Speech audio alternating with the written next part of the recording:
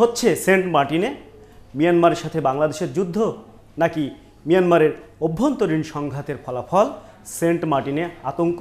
June মাসের শুরুর দিকে দেখা যায় সেন্ট মার্টিনে যেসব নৌকা বা ট্রলার চলাচল করছিল তাদের উপর গোলাগুলি করা হয়, আর এ ঘটনায় ওই এলাকায় সবার মাঝে আতঙ্ক তৈরি হয়ে যায়। সেন্ট মার্টিন একটি দ্বীপ এবং একটি ইউনিয়ন। এখানে প্রায় 10,000 মানুষের বসবাস।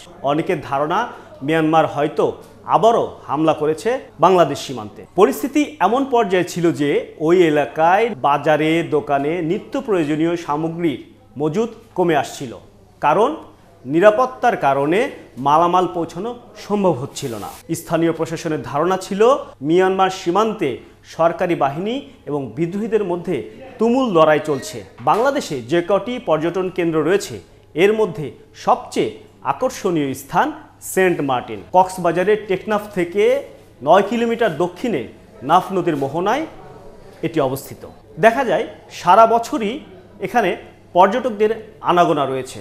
বিপুল সংখ্যক মানুষ দেশ থেকে শুধু নয় বিদেশ থেকেও কিন্তু ভ্রমণে যায়। কিন্তু মিয়ানমার সরকার এবং তাদের বিদ্রোহীদের মধ্যে চলমান সংঘাতের ফলে এতে করে স্থানীয় মানুষ যেমন হুমকির মধ্যে, একই সাথে এই পর্যটন কেন্দ্র হুমকির মধ্যে পড়েছে, যার ফলে বিমুখ হচ্ছেন পর্যটকরা। এই অবস্থায় বর্ডার গার্ড বাংলাদেশ বিজিবি স্থানীয়দের জানায় ঘটনাটি আসলে বিজিপি অর্থাৎ বর্ডার গার্ড পুলিশের সাথে মিয়ানমারের যে বিদ্রোহী জনগোষ্ঠী রয়েছে তাদের সাথে নাফ নদীর তীরবর্তী এলাকায় যুদ্ধ চলছে। আর যখন কিনা একটি দেশে যুদ্ধ চলে, সেই যুদ্ধের ফলাফল এর আশপাশে এদিক সেদিক গোলাগুলি যেতেই পারে, যার ফলাফল ঘটেছে এই সেন্ট মার্টিনে। গেল 27 জুন চট্টগ্রামের সাতকানিয়ায় বিজিবি মহাপরিচালক মেজর জেনারেল আশরাফুজ্জামান সিদ্দিকী এমনটাই সাংবাদিক জানান। বলেন এটি গুজব তৈরি করা হয়েছে, সেদিকে কান না দেওয়ার আহ্বান জানান সবাইকে।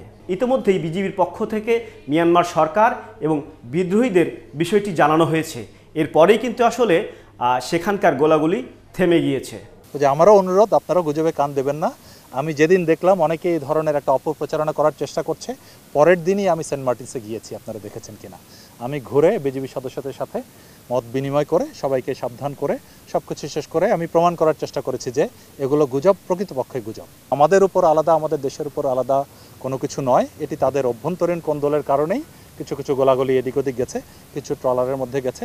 তো আমরা পরিষ্কারভাবে দুই পক্ষই, বিদ্রোহী পক্ষ এবং অন্যান্য মায়ানমারের বিজেপি, তাদেরকে জানিয়েছি যে আমাদের ট্রলারের মধ্যে যেন কোনো ধরনের এই ধরনের আর কিছু না হয়। তবে বিজিবি মহাপরিচালকের আহ্বান, সেন্ট মার্টিনে যেসব ট্রলার বা নৌযান চলাচল করবে তাদের উচিত বাংলাদেশের পতাকা উঁচু করে ধরা, তাহলে হয়তো বিদ্রোহীরা আর গোলাগুলি করবে না।